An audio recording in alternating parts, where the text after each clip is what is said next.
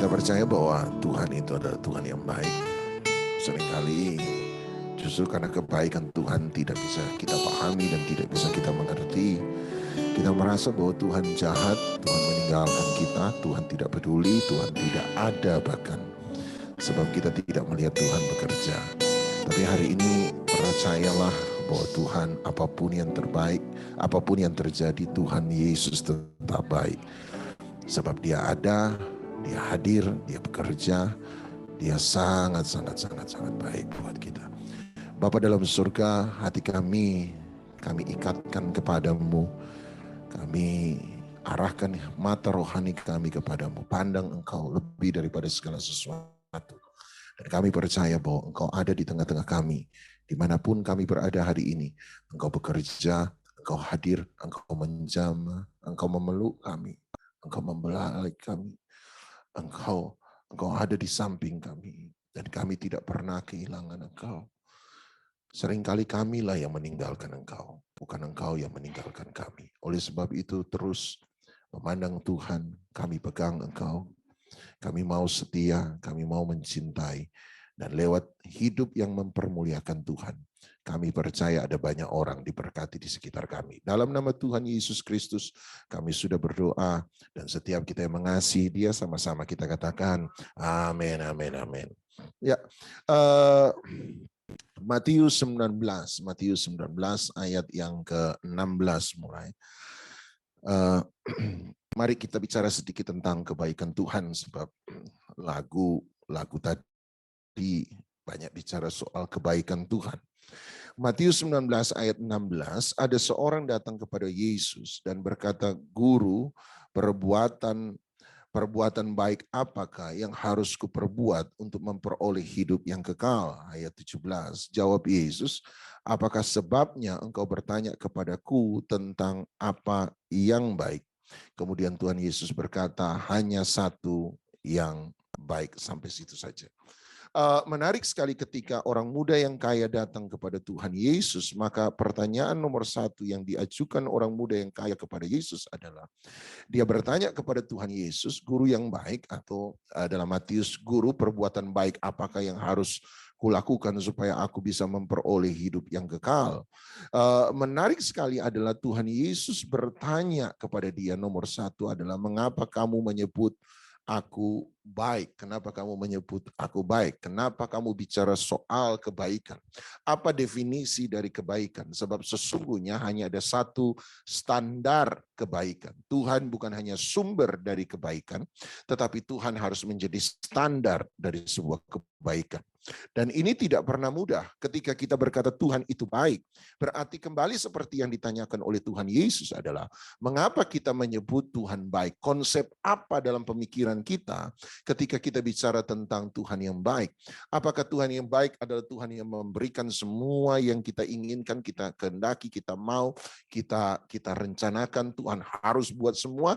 Apakah itu yang disebut dengan kebaikan Tuhan? Nah, mari coba kita merenung sebentar. Seringkali kita menganggap Tuhan itu baik selalu berkaitan dengan persoalan dalam hidup kita. Tuhan baik ketika tidak ada masalah dalam hidup saya. Tuhan tidak baik kalau ada masalah dalam hidup Anda dan saya. Saya percaya bahwa kebaikan Tuhan tidak pernah dan tidak boleh diukur dari ada atau tidak adanya masalah dalam hidup seseorang. Sekali lagi, saya percaya bahwa kebaikan Tuhan tidak boleh diukur dari ada atau tidak adanya persoalan dalam hidup seseorang.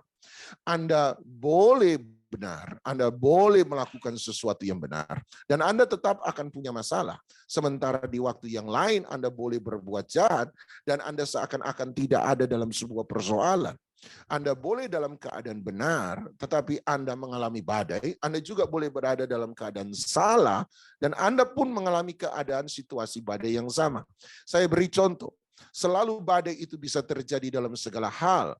Ketika Yunus tidak mau mengikuti apa yang Tuhan perintahkan, pergi ke Niniwe memberitakan tentang pertobatan, maka Yunus ketika lari dari Tuhan, maka dia mengalami badai di tengah jalan.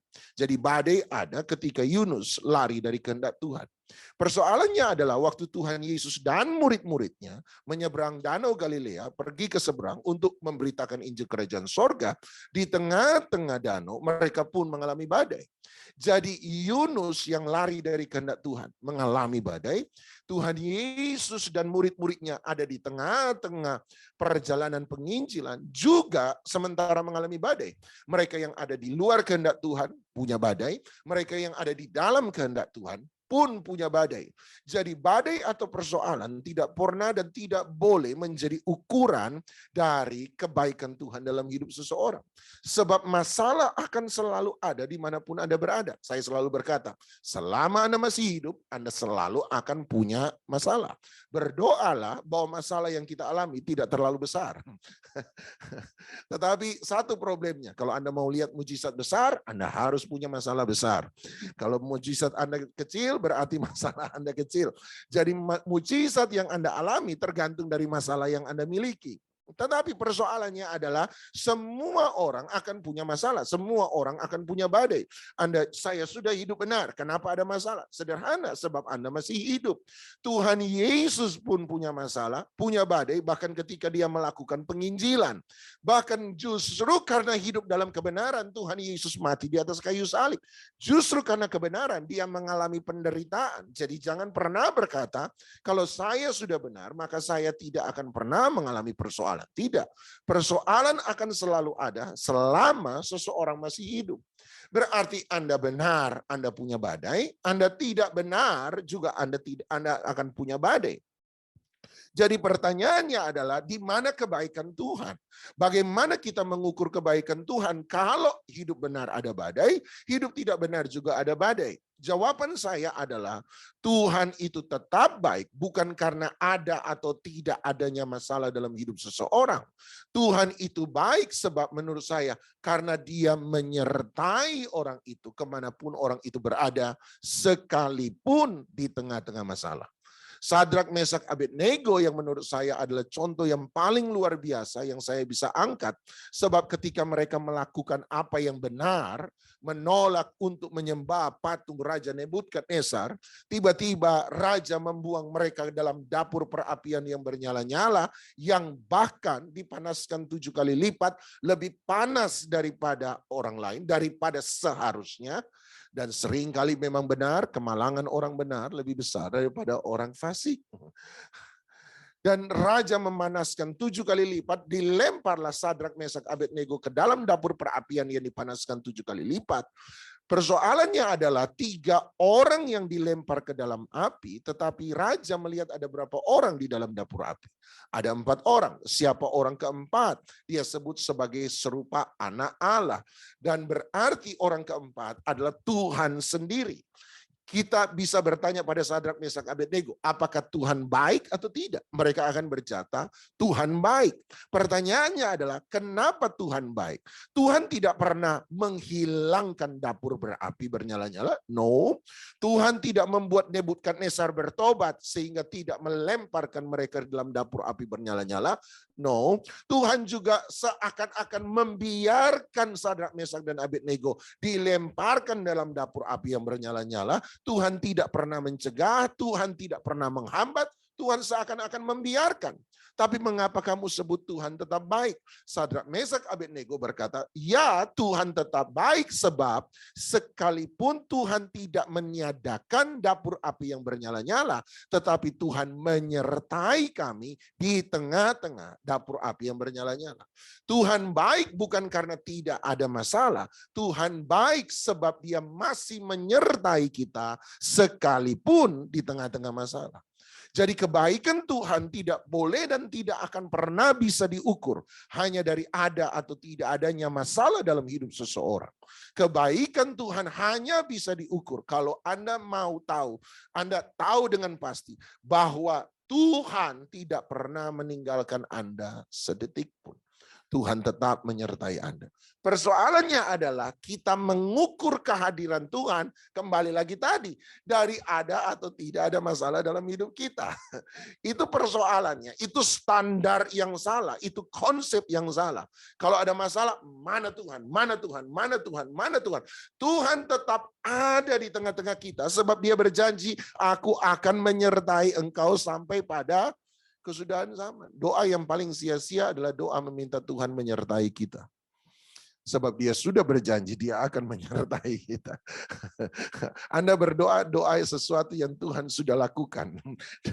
Dan Tuhan berkata, saya di sampingmu nak, enggak ketok Tuhan, enggak kelihatan. Itu persoalannya. Nah, berarti kita harus mengerti bahwa konsep kebaikan Tuhan adalah Dia tetap menyertai kita. Dia tidak pernah meninggalkan kita. Sama di waktu Natal saya katakan, bukan Tuhan yang melepaskan tangannya dari manusia, tapi manusialah yang lebih dulu melepaskan tangannya daripada Tuhan. Tuhan tidak akan pernah meninggalkan kita. Dia berjanji Dia akan menyertai kita, dan kita percaya bahwa kalau Tuhan berjanji, Dia pasti akan menggenapi. Nah, pertanyaan yang kedua adalah, kalau begitu, apa wujud dari kebaikan Tuhan? Oke, kita tahu Tuhan itu baik sebab Dia menyertai kita. Terus apa bedanya hidup saya dengan orang lain? Kalau mereka tidak ada dalam kehendak Tuhan, mereka punya badai, saya ada dalam keadaan saya percaya pada Tuhan, saya pun masih mengalami badai. Perbedaannya adalah Tuhan menemani saya, Tuhan menyertai saya. Tapi apa yang membuat perbedaan? Apa yang membuat berbeda ketika kita punya Tuhan yang baik di samping kita? Nah, ini yang saya percaya. Mari saya ajak Anda pergi ke Efesus pasal yang ketiga, Efesus pasal 3 ayat yang ke-20. Efesus pasal 3 ayat yang ke-20. Nah, menurut saya ayat ini adalah ayat yang sangat luar biasa, membutuhkan pemikiran yang menurut saya supaya kita bisa mengerti dengan baik, kita butuh berpikir sedikit lebih hati-hati, lebih saksama daripada biasanya. Efesus pasal 3 ayat 20, dia bilang begini, Paulus berkata begini, bagi Dialah Tuhan yang dapat melakukan jauh lebih banyak daripada yang kita doakan atau pikirkan, seperti yang ternyata dari kuasa yang bekerja di dalam kita. Nah, saya suka kalimat pertama sebab ini bicara tentang Tuhan itu baik. Sama-sama bilang Tuhan Yesus baik. Ayat 20 dia berkata, bagi Dialah, bagi Tuhanlah, Dia yang baik tadi yang kita akui, yang dapat melakukan, ini yang saya suka, jauh lebih banyak daripada yang kita doakan atau pikirkan. Konsekuensi dari memiliki Tuhan yang baik, berjalan bersama-sama dengan Tuhan yang baik, dipimpin oleh Tuhan yang baik di samping kita adalah konsekuensinya adalah Tuhan yang baik akan selalu melakukan jauh lebih banyak, jauh lebih besar daripada yang kita doakan atau pikirkan. Gak ada yang bilang amin. Oh iya, di zoom. Tidak kedengaran. Oke. Sebab Tuhan baik, karena Dia baik, menurut saya. Karena Dia baik, maka Dia selalu berkewajiban untuk melakukan sesuatu yang lebih besar daripada yang kita doakan dan pikirkan. Selama ini, misalnya Yakobus, kita bandingkan dengan Yakobus. Yakobus berkata, kenapa kamu tidak mendapat? Kenapa kamu tidak menerima? Yakobus pasal 2, sebab engkau tidak pernah berdoa. Artinya kita mendapatkan apa yang kita doakan. Yang setuju katakan amin. Menurut Yakobus, Anda dapat apa yang Anda doakan. Tetapi kalau Anda kembali ke Efesus 3 ayat 20, Paulus punya pemikiran yang sedikit lebih ekstrim. Paulus berkata, ya, Tuhan bekerja menurut apa yang kita percaya, karena Dia berkata menurut imanmu terjadilah. Yakobus pernah berkata juga kepada setiap jemaat yang ada, Yakobus berkata, kalau kamu berdoa maka kamu akan menerima apa yang kamu doakan. Tetapi tiba-tiba Paulus berkata begini, tapi bagi saya, bagi Tuhan, Dia yang baik. Karena Tuhan itu baik, maka Dia bukan hanya memberikan apa yang kita imani. Kamu percaya, kamu mendapat apa yang kamu imani. Kamu mendapat apa yang kamu doakan. Tetapi Paulus berkata, karena Tuhan baik, maka Dia akan selalu bekerja memberi yang jauh lebih banyak dari apa yang kamu doakan, kamu pikirkan, kamu imani, kamu percayai, kamu minta. Karena Tuhan, apa konsekuensi Tuhan akan bekerja lebih dari apa yang kita doakan, pikirkan, imani, percaya. Kenapa Tuhan bekerja lebih? Itu sebabnya sekarang saya bisa mengerti kenapa cara Tuhan berbeda dengan cara saya. Sebab saya minta begini, dan cara saya adalah untuk mencapai yang ini. Tuhan berkata, ya saya bisa beri itu, tetapi karena saya baik, saya punya cara yang lebih baik. Sebab saya harus memberi lebih dari apa yang kamu doakan, pikirkan, minta, kamu imani, kamu percayai. Makanya Paulus punya konsep cukup menarik menurut saya ketika dia berkata, apa yang tidak pernah dilihat oleh mata, apa yang tidak pernah didengar oleh telinga, apa yang tidak pernah timbul dalam hati, semua itu telah disediakan Tuhan bagi mereka yang mengasihi Dia. Berarti bagi Paulus, kalau Tuhan Yesus berkata menurut imanmu terjadilah, berarti kita percaya kalau apa yang kita imani kita dapatkan menurut versi orang karismatik, maka tiba-tiba Paulus berkata, ada satu saat bahkan apa yang kamu tidak imani. Bagaimana kita bisa beriman sesuatu yang tidak pernah kita lihat? Bagaimana kita bisa beriman terhadap sesuatu yang tidak pernah kita dengar? Bagaimana kita bisa beriman untuk sesuatu yang bahkan tidak pernah timbul dalam imajinasi, pikiran, dan hati seseorang? Bagaimana mungkin? Tetapi Tuhan punya stok yang sangat banyak soal itu, sebab Tuhan baik. Dan karena Dia baik, Dia memberi selalu lebih. Saya minta 5, tiba-tiba Dia sedih. Anakku kekecilan minta 5, 100. Ketawa Anda, 100. Tapi untuk dapat waktu untuk mendapat yang 5 dalam waktu 1 detik, 5 menit, 10 menit, 1 hari dapat. Tiba-tiba Tuhan bilang, no, 100, tunggu 1 bulan. Sebab Dia berkewajiban memberi lebih. Sebab Dia baik. Dan buat Tuhan, kamu bisa survive kok, kamu bisa bertahan kok, kamu bisa bersabar kok. Bersabar, tunggu aja. Aku nggak akan kasih yang 5, sebab ya kalau 5, kalau aku beri yang 5, masalahmu hari ini selesai, tetapi kalau berikutnya kamu akan datang, kamu akan minta 5 yang sama, sebab masalah yang sama akan kembali. Sebab aku baik, maka pemikiranku, hikmatku, keinginanku, kehendakku adalah memberi lebih supaya kamu tidak untuk selama-lamanya berkutat dengan persoalan yang 5 ini terus. Sebab Tuhan baik, makanya Dia memberi jauh lebih banyak daripada apa yang kita doakan, pikirkan, kita imani, kita percaya, kita minta di hadapan Tuhan. Konsekuensi dari Tuhan yang baik adalah kalau Dia memang baik, maka Dia berkewajiban, Dia punya kerinduan untuk memberi lebih banyak daripada apa yang kita doakan dan pikirkan. Hal ini senada dengan serupa dengan apa yang pernah ayat terkenal sih sebenarnya yang dikatakan oleh Yesaya dalam Yesaya 55, Yesaya pasal 55 ayat yang ke-8 mulai. Anda lihat Yesaya 55 ayat 8. Yesaya 55 ayat 8. Sama-sama kalau ayat terkenal, mari kita baca sama-sama 1, 2, 3. Sebab rancanganku bukanlah rancanganmu dan jalanmu bukanlah jalanku. Demikianlah firman Tuhan. Seperti tingginya heaven, sorga langit dari bumi, demikianlah tingginya jalanku dari jalanmu dan rancanganku dari rancanganmu. Menarik sekali dia berkata, Tuhan baik. Karena Tuhan baik, Dia tidak bergerak, Dia tidak beroperasi dalam realita duniawi, tapi karena Dia baik, Dia bergerak dan beroperasi dalam realita sorgawi. Itu sebabnya Dia berkata, sejauh heaven, sorga, langit, dari earth, dari bumi, kamu itu selalu pikirannya pikiran bumi. Sementara Tuhan pikirannya adalah pikiran sorga. Itu sebabnya karena kamu pikirannya bumi, kamu selalu meminta apa yang di bumi.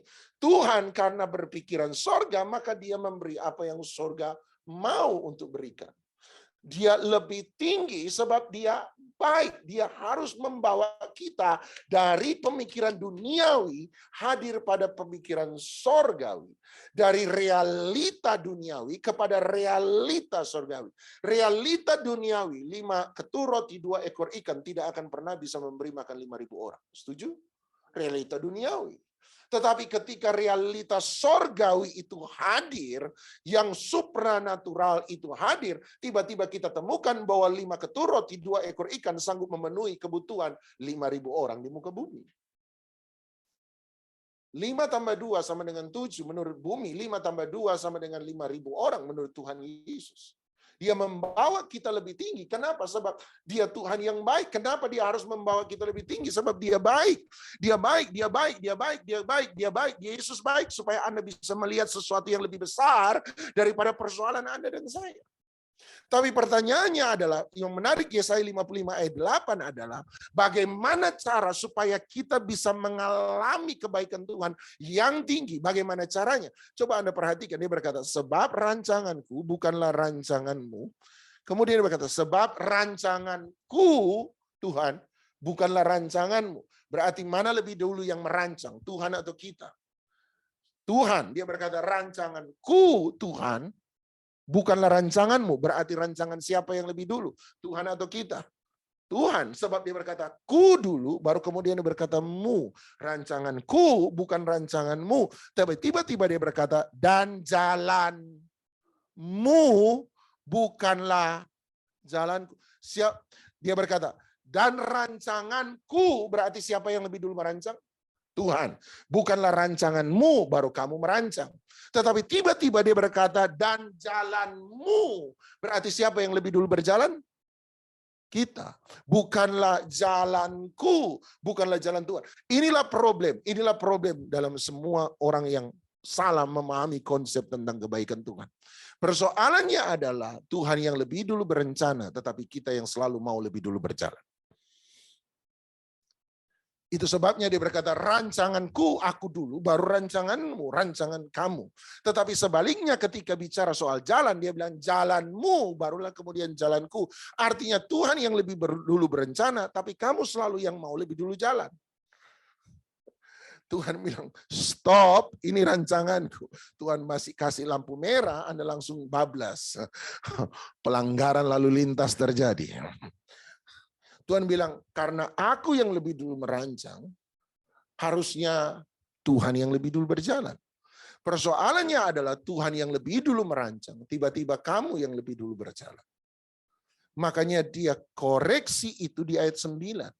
Ayat 9 dia berkata, seperti tingginya langit dari bumi, demikianlah tingginya jalanku. Berarti sekarang siapa yang lebih dulu berjalan?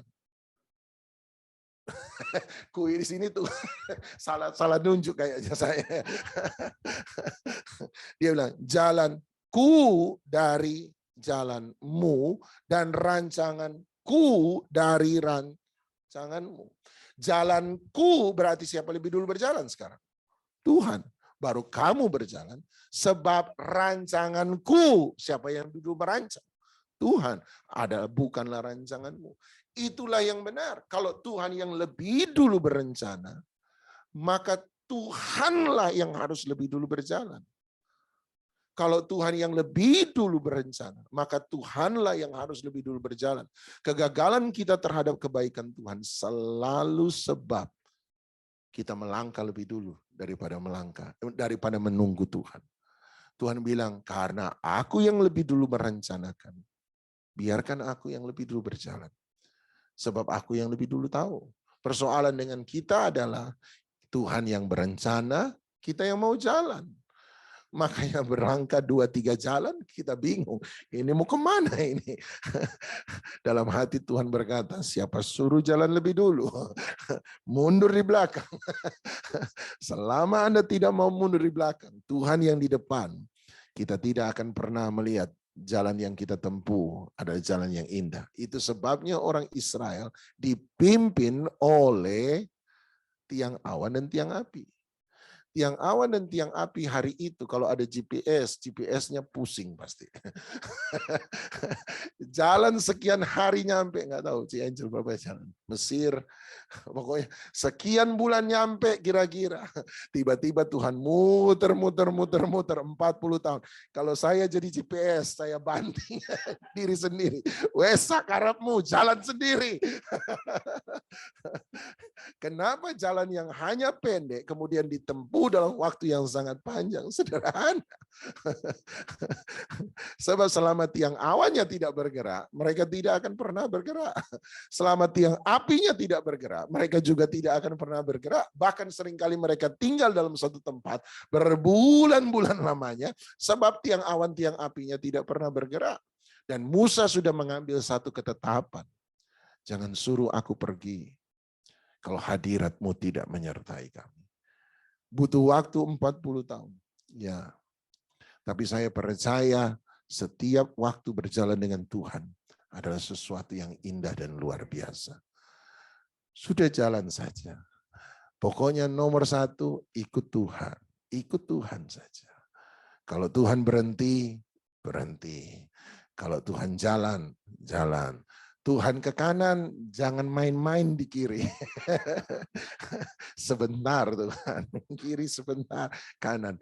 Ikut saja dia selalu. Dan saya percaya kita akan melihat kebaikan demi kebaikan Tuhan terjadi dalam hidup kita. Sebab rancanganku dia lebih dulu, bukanlah rancanganmu. Dan yang benar, jalanku dia lebih dulu berjalan, bukanlah jalanmu.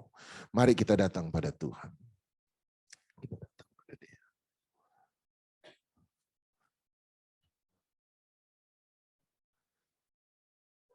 God is so good. God is so good. God is so good. He's so good to me. God is so good. God is so good.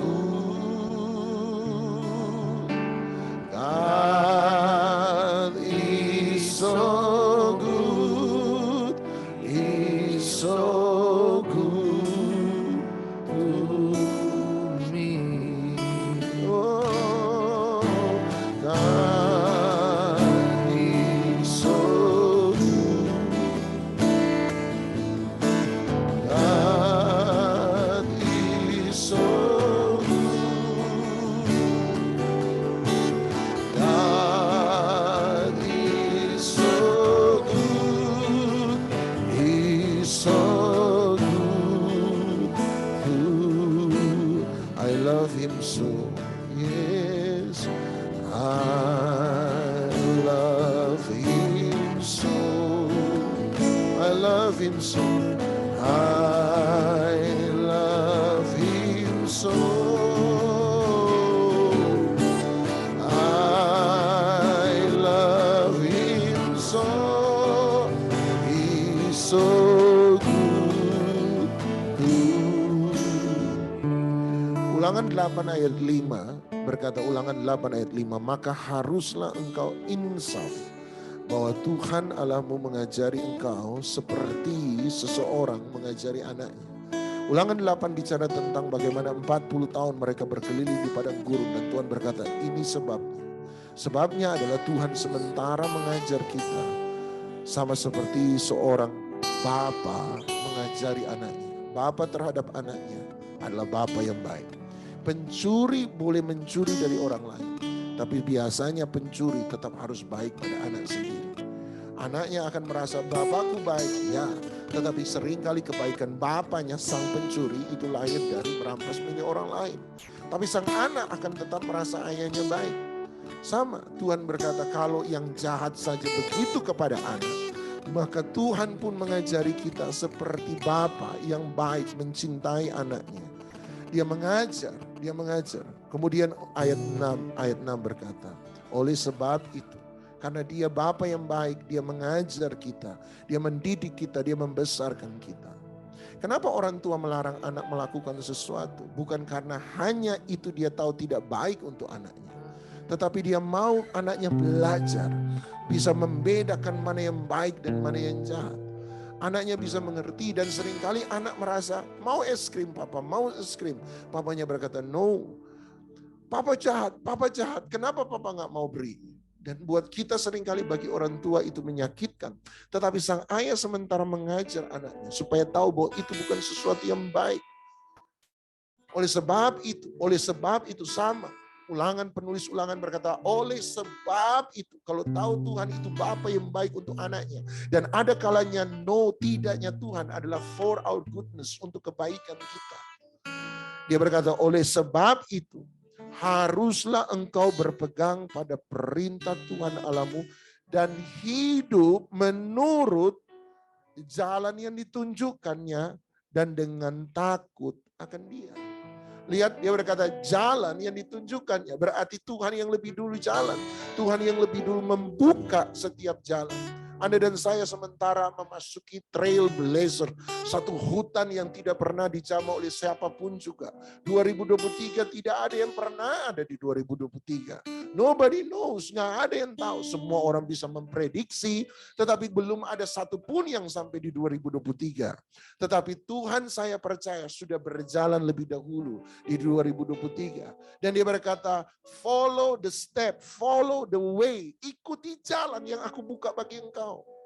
Ikuti jalan yang aku sudah buka. Dan kalau Anda betul-betul jalan, ada saatnya kita hadapi tantangan, tiba-tiba kita temukan, ada satu jalan sempit, ada satu pintu sempit yang terbuka. Dan waktu Anda masuk, tiba-tiba Anda menemukan kelegaan.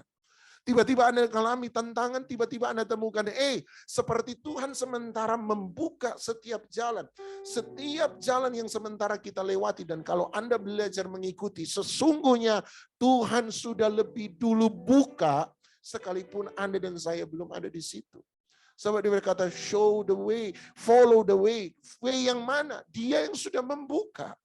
Dia yang sudah lebih dulu ada di situ. Dia yang lebih dulu hadir.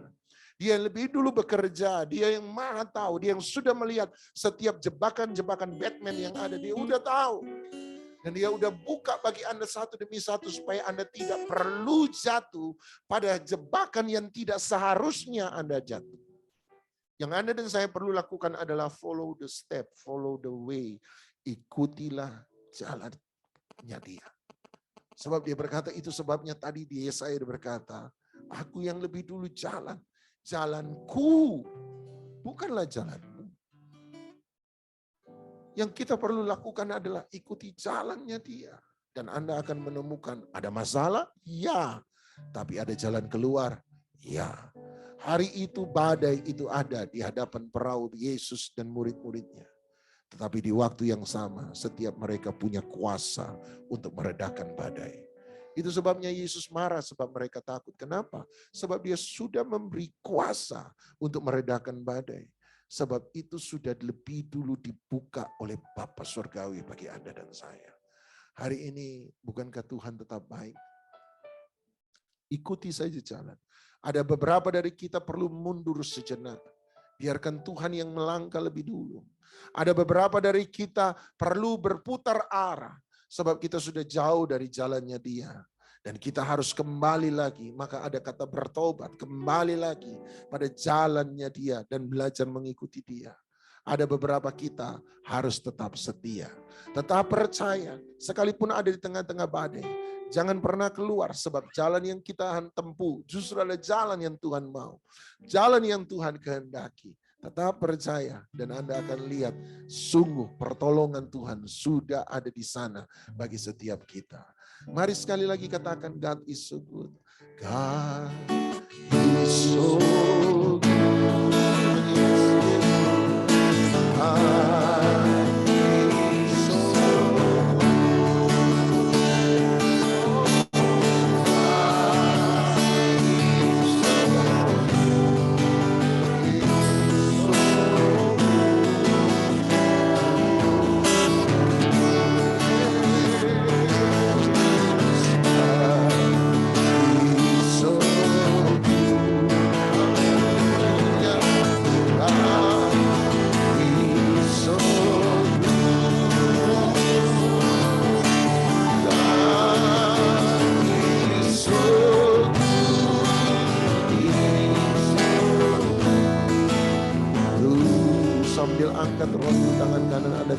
Nyanyikan pelan.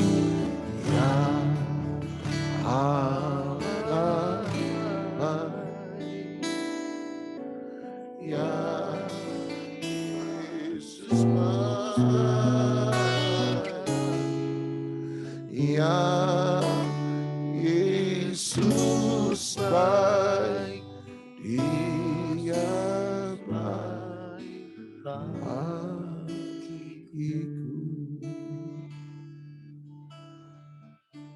Biarlah kebaikan Tuhan tidak pernah meninggalkan engkau.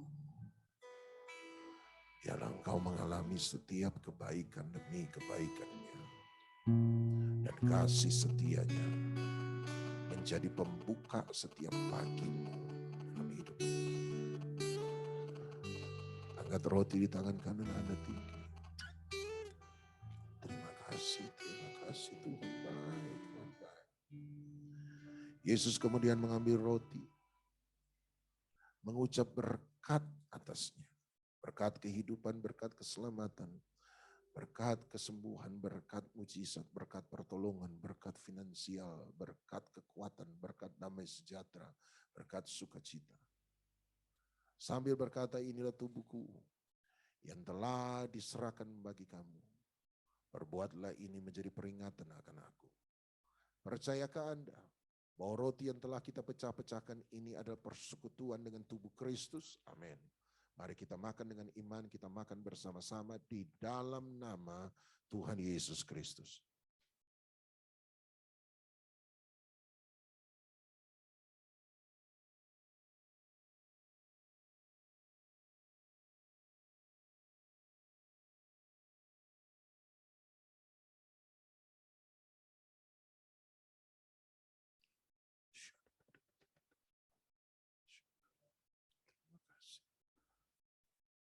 Angkat cawan di tangan kanan Anda tinggi.